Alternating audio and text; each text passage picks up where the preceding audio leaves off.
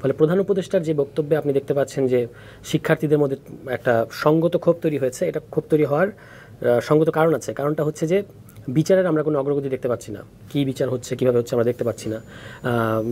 আওয়ামী লীগ প্রশ্নে এখনও কোনো রাজনৈতিক ঐক্যত বা ডায়ালগ তো আপনি করেন নাই সবগুলো দলের মধ্যে। এর আগেই যখন প্রধান উপদেষ্টা এরকম করে বলে দেন যে আওয়ামী লীগকে নিষিদ্ধ করার কোনো সিদ্ধান্ত অন্তর্বর্তী সরকারের নাই, তখন একটা ক্ষোভ তৈরি হয়। নিষিদ্ধ করা হবে কি হবে না সেটা হচ্ছে একটা প্রশ্ন, কিন্তু কনটেক্সটটা হচ্ছে যে কতগুলো জিনিস আওয়ামী লীগ প্রশ্নে মানুষ দেখতে চায়। এটা আপনি এটা হচ্ছে আপনার কাটা ঘায়ে নুনের ছিটা দেওয়ার মতো একটা ব্যাপার হয়ে দাঁড়ায়। সেখান থেকে এই প্রতিক্রিয়াগুলো আপনি দেখতে পাচ্ছেন। আমাদের দিক থেকে আমাদের পার্টি পজিশন খুব পরিষ্কার। আমরা বলেছি যে দল হিসেবে, আপনার শোতে এসেও আমি অনেকবার বলেছি যে দল হিসেবে আওয়ামী লীগের বিচার হতে হবে। আমরা তো নিষিদ্ধ হতে হবে এটা সরাসরি এটা বলতে পারি না, কারণ বিচারিক প্রক্রিয়া তার মতো করে আগাবে। কিন্তু দল হিসেবে কথাটা হচ্ছে শুধু শেখ পরিবার না, শুধু আওয়ামী লীগের অমুক এমপি তমুক এমপির না, আওয়ামী লীগ একটা রাজনৈতিক দল হিসেবে তার বিচার হতে হবে। কেন? কারণ এই যে জুলাই ম্যাসাকার কিংবা এর আগে যতগুলো হত্যাকাণ্ড, গুম খুন, ক্রসফায়ার, অর্থ লোপাট, 3টা নির্বাচন জালিয়াতি করা, এই যে যা আমরা আওয়ামী লীগ রেজিম সম্পর্কে বলি, এটা তো শুধুমাত্র ব্যক্তি কিংবা একটা গোষ্ঠীর কর্মকাণ্ড না, একটা পুরো দল এটাতে জড়িত ছিল। স্থানীয় পর্যায় থেকে শুরু করে তাদের জাতীয় পর্যায় পর্যন্ত পুরো দল এই প্রক্রিয়া জড়িত। এবং আজ পর্যন্ত এই দলের একটা লোকও প্রকাশ্যে বলেন নাই যে আমরা আমাদের কৃতকর্মের জন্য ক্ষুব্ধ বা আমাদের কৃতকর্মের জন্য আমরা দুঃখিত এবং আমরা মনে করি যে যারা অপরাধী তা পারেন না। আপনি তো এটা তো খুব একটা রিকনসিলিয়েশনের সামনে আসলে না, সামনে আসার ব্যাপার না। তো আপনি তো সোশ্যাল মিডিয়ার যুগে, আপনি তো সোশ্যাল মিডিয়ায় দেখেন আপনি তারা কি করছে। সোশ্যাল মিডিয়া তাদের তো কোনো মতামত রাখতে তো সমস্যা হচ্ছে না, কিন্তু এই কথাটা, সিম্পল কথাটা আপনি বলতে পারছেন না কেন? বরং তারা দেশবিরোধী যে চক্রান্ত এবং দেশবিরোধী যে প্রোপাগান্ডাগুলো সারা বিশ্বে চালাচ্ছে সেটা বরং সমর্থন করছে। বিপ্লবীদের বা অভ্যুত্থানকারী শক্তিদেরকে তারা ক্রমাগত থ্রেট দিচ্ছে কমেন্টে যে আর কিছুদিন অপেক্ষা করো। কিংবা হাসনাত আবদুল্লাহ গতকালকে হাসনাত আবদুল্লাহকে বলা হয়েছে যে আপনার মৃত্যু আল্লাহ কবুল করে নিয়েছেন, এইরকম, ঠিক আছে, তারা থ্রেট দিচ্ছে, ঠিক আছে। তো সুতরাং হচ্ছে ব্যাপারটা হলো যে আওয়ামী লীগের মধ্যে কোনো রিমোর্স কিন্তু নাই। তা যে দলের রিমোর্স নাই, তখন আপনি তাকে যদি বলেন যে এই দল এখনো রাজনীতি করতে পারবে, তখন মনে হয় কি যে মনে হয় হচ্ছে যে আওয়ামী লীগের ভোটের মধ্য দিয়ে আওয়ামী লীগের পরাজয় ঘটেছে, ক্ষমতার হাত বদল হয়েছে। সেটা কিন্তু বাংলাদেশে ঘটে নাই। বাংলাদেশের ইতিহাসে একটি বিচার, সরকার এবং দেশের একটি বিচার প্রক্রিয়ার অধীনেই তারা রয়েছে। তারপরও জনগণের বিচারের কথা বারংবার কিন্তু চলে আসছে।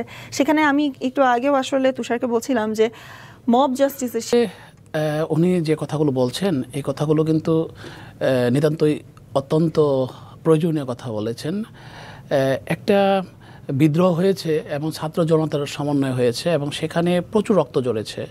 আপনি একটা জিনিস দেখেন, আজকে 7 মাসের পর 8 মাস, প্রায় 8 মাস চলে গেছে, এখন পর্যন্ত কিন্তু আপনি একটা হত্যারও বিচার করতে পারলেন না।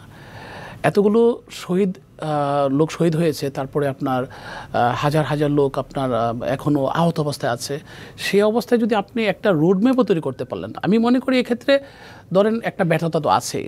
আর ওই ব্যর্থতার পর যদি ইমিডিয়েট আপনি দলগতভাবে আওয়ামী লীগের একটা সিদ্ধান্তে যান, অবশ্যই একটা বিশ্রী অবস্থা সৃষ্টি হবে।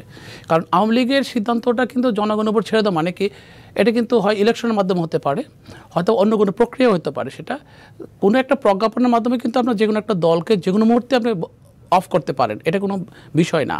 কিন্তু জনগণের ম্যান্ডেট বা জনগণের সমর্থন বা ল এনফোর্সমেন্টের মাধ্যমে যদি আপনি করেন, সেটা কিন্তু একটা প্রক্রিয়ার মধ্যে হলে সেটা কোনো প্রশ্ন থাকে না।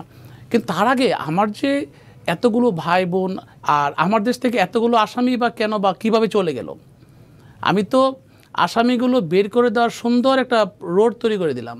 আমি তাদেরকে আটকাইলাম না, আমি জানি তারা কোথায় ছিল, তারা ক্যান্টনমেন্টে ছিল 2 মাস 3 মাস পর এবং তারা তোটা ওই জায়গায় ওনার সাথে আমিও একমত একটা জায়গায় যে বিচারটা কেন এখনো হলো না, বিচারটা কোন পর্যায়ে আছে। বিচার যদি আপনি একটা পর্যায়ে নিয়ে দিতেন আজকে, যা দেখা যাচ্ছে আগামী 2 মাস 3 মাসের পর তাদের বিচার ফিনিশ হয়ে যাচ্ছে, মানে যারা অপরাধী তাদের ফাঁসি হবে, তার জেল জরিমানা হবে একটা কিছু, তখন কিন্তু আপনি বলতে পারতেন যে হ্যাঁ আওয়ামী লীগ এখন যদি তাদের বিচার হয়ে যাওয়ার পরে জনগণ ক্ষমা করে তারপরে হয়তো বা একটা সুযোগ দেওয়া যেতে পারে বিনা আঙ্গিকে। কিন্তু আমি তখন বিচারের লক্ষণই দেখছি না।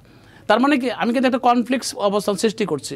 এক্ষেত্রে আমার মনে হয় যেটা, এক্ষেত্রে যদি আওয়ামী লীগকে একটা নির্বাচন দূরেও রাখতে হয় তার অপরাধের জন্য, যদি আওয়ামী লীগকে ভিন্ন কৌশল অবলম্বন করতে হয়, সেটা আওয়ামী লীগের করা উচিত। আমি আওয়ামী লীগের পক্ষে বলবো না, আমি শুধু এতটুকু বলবো যে আওয়ামী লীগের নেতৃত্বে যেখানে ইন্ডিয়াতে বসবাস করে বর্ডারের উপরে বসবাস করে 2 দিন পর পরে উনি এমন ধরনের বিবৃতি দিচ্ছেন যেগুলো আমরা শুনে আমরা নিজেরা হতবাক হয়ে যায় যে একটা মেন্টাল ডিসঅর্ডার পারসন যে নাকি যাকে নাকি আদালতে বলেছিল যে উনি রং হেডেড নেত্রী, তো উনি এখনও ওই ধরনের কাজ করছেন, ওই ধরনের বিবৃতি দিচ্ছেন, উস্কানি দিচ্ছেন, ঘরবাড়ি জ্বালিয়ে পুড়ে দেওয়ার জন্য বলছেন, হাত কেটে ফেলে দেওয়ার জন্য বলছেন, অনেক কিছু। এত কিছু বলতে পারেন, উনি ওনার অন্যায় স্বীকার করতে পারেন না, উনি ওনার অন্যায়ের জন্য বিচারের ব্যবস্থার জন্য উনি কাঠে জেলে আদালতে দাঁড়াবেন গিয়ে সে কথা বলতে পারেন না, উনি বলতে পারেন না যে হ্যাঁ আজ বিচারের ব্যবস্থাগুলো আপনারা কতটুকু করছেন, করেন, তার অনিতে করেন, যারা অপরাধী তাদেরকে মানে এই 5ই আগস্টের পরবর্তী অপকর্মের জন্য কিন্তু এই যে বাকির ভালো লোকগুলো আছে তারা কিন্তু আজকে প্রশ্নবিদ্ধ হয়ে যাচ্ছে।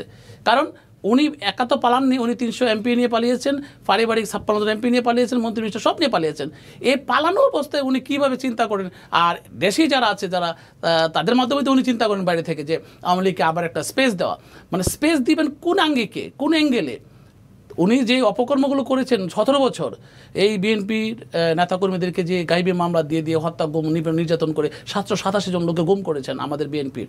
এটা হলো জুলাই আগস্টের আন্দোলনের আগে, কিন্তু এরপরে হাজার হাজার মামলা দিয়ে কিন্তু হয়রানি করেছেন, আমাকেও করেছেন, আমার দলের নেতাকর্মী করেছেন।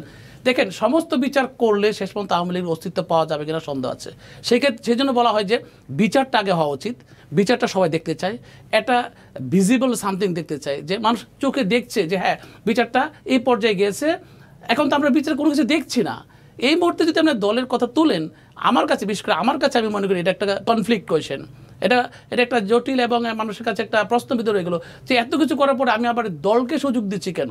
হ্যাঁ ভালো কথা, আপনি কিছু ভালো মানুষ আছে, হ্যাঁ তাদেরকে তো আপনি অপরাধী করতে পারেন না, তাদের জন্য কি করবেন? ভালো কথা, যারা অপরাধী তাদের জন্য কি করলেন?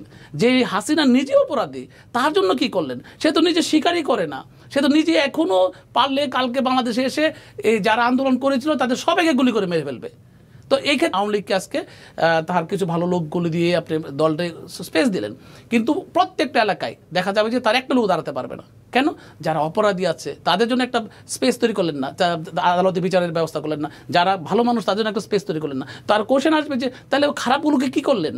তা তারা এসে জয়েন করবে তাদের সাথে, তা আবার তো এই আগের অবস্থায় হলো যেই কত সে লাও, তাহলে কী হলো? আবার একটা মারামারির সৃষ্টি হবে, আবার একটা আওয়ামী লীগের জন্য আরও খারাপ পরিবেশ হবে, তখন আওয়ামী লীগের লোকগুলো কিন্তু আরও দাঁড়াতে পারবে না। কাজে এই যে চিন্তা চেতনা সাইকোলজিক্যালি বলেন আর ফিজিবিলিটি স্টাডি করে বলেন আওয়ামী লীগের জন্য এখন কোথায়, সে কী করেছিল গত 17 বছর বিএনপিদের নেতাকর্মীদের উপরে, বিএনপি জামায়াত নেতাকর্মীদের উপরে, পাশাপাশি এই জুলাই আন্দোলনে কী করেছে সেগুলোর সংশোধন করে বিচার করে তারপরে কিন্তু তাকে আসতে হবে ওপেনলি, আদারওয়াইজ কিন্তু তার জন্য আর ক্ষতিকর অপেক্ষা করছে সামনে। কিন্তু সেই বিচারটা আসলে কি হয়তো বা এখন গ্রাউন্ড ওয়ার্ক করতে গিয়ে সবাই চলে গেছে, আমার ভিজিবল আসতে হয়তো 2-3 মাস লাগতে পারে বা 4 মাস লাগতে পারে, সেই 4 মাসে যদি আপনি একটা ভিজিবল ভালো স্টেজ নিয়ে আসতে পারেন, তারপরে আদালতের রায়ের মাধ্যমে যখন একটা স্টেজ চলে আসবে তখন দেখা যাবে যে জননী তার পক্ষে বিপক্ষে একটা রায় চলে আসবে যে তাকে কোন জায়গায় দেওয়া যায়, কোন জায়গায় সুযোগ দেওয়া যায়। আলটিমেটলি কিন্তু জনগণের সকল শক্তির উৎস, জনগণের উপর থেকে আমাদের যেতে হবে। আজ অথবা কাল আমরা যে যত কিছু করি জনগণ রায় ছাড়া কিন্তু আমরা কেউ যেতে পারবো না। তো সেই জন্য বলে আমি যে জনগণ সবার আগে, কিন্তু যে অপরাধ হয়ে গেছে সেটার বিচার কিন্তু জনগণের পরে, আগে আদালত আইনের মাধ্যমে তার করার পরে না আমি এই রায়ের উপর ভিত্তি করে কিন্তু জনগণ বিচার করবে যে তার তো সবই ফাঁসি হয়ে গেছে বা সবই আপনার জেল হয়ে গেছে, যাবজ্জীবন হয়ে গেছে, তখন দেখবে যে জনগণ তাকে তো আর কোনো স্পেস দেওয়া যায় না, তার অপরাধ অনেক এত বেশি, তাকে স্পেস দেওয়ার কোনো সুযোগ নাই। তো সেক্ষেত্রে ধরুন আওয়ামী লীগ নামের জিনিসটা থাকবে না, এমনিতেই নিঃশেষ হয়ে যাবে। এই জন্য আপনি বিচার করছেন না কেন? বিচার কেন আপনি মানে ধীরগতিতে করতে যাচ্ছেন? আপনি ধীরে ত্বরান্বিত করেন, তাই না? তা আমি মনে করি এখানে পিছনে কিছু জিনিস কাজ করছে হয়তো বা, যার জন্য নাকি অনেকগুলো অপরাধী পালিয়ে গেছে এবং তাদের বিচারটাও ত্বরান্বিত হচ্ছে না, ধীরগতিতে চলছে।